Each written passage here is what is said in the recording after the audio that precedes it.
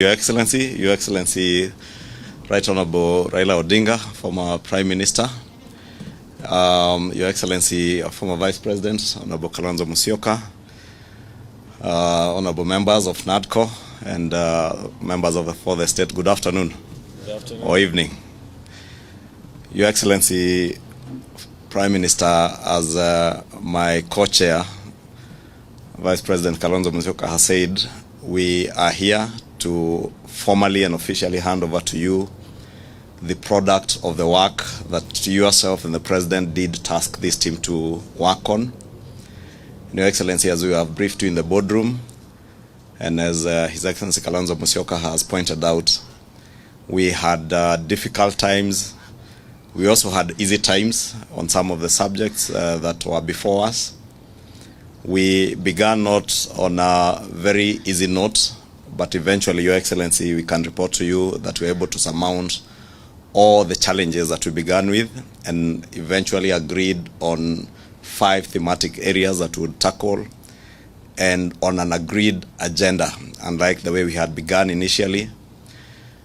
And eventually, we did agree on almost 90% of the issues that you did task us to address in the National Dialogue Committee. And the few issues that we could not agree on, Your Excellency, as you will read in the report, there are issues that we referred to yourself and to His Excellency the President. But by and large, Your Excellency, as you have just told us there, the most important thing for this team and for our nation is not to forget what led us to the National Dialogue Committee, that there are indeed lives that were lost of Kenyans, there is property that was destroyed, and our economy taken aback for a moment. But the lessons, Your Excellency, that we have learned as a team and as Kenyans, that there is no task that is beyond people or a people in a country when they speak to each other and when they dialogue.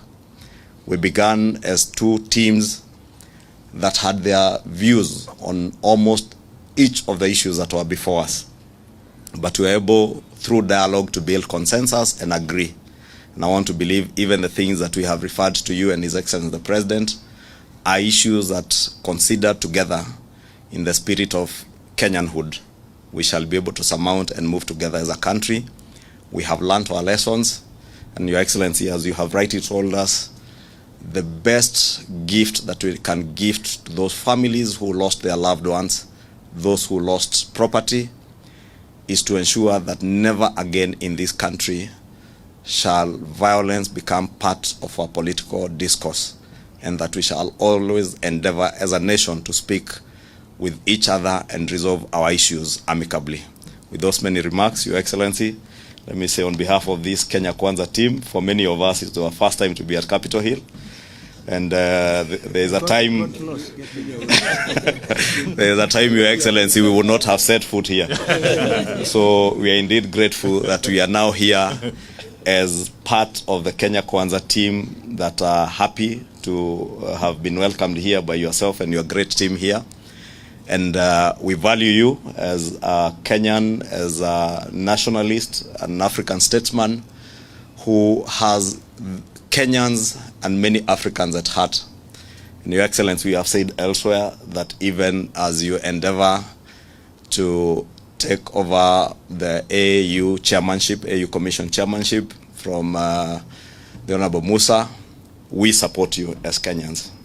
And we support you because you go to the AU not to represent Azimio or ODM, that you go there as a Kenyan. And whenever any one of us as Kenyans is gunning for a continental and international job, we are obligated as patriotic Kenyans to support.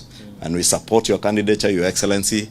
And if there is anything we can do, we are ready to do, Your Excellency, to make sure that you clinch that position, because we know you have the stamina and you have the determination and the Pan-African spirit to be able to serve not just the people of Kenya, but the people of Africa and the world at large. Thank you. Thank you. Thank you, Kimani.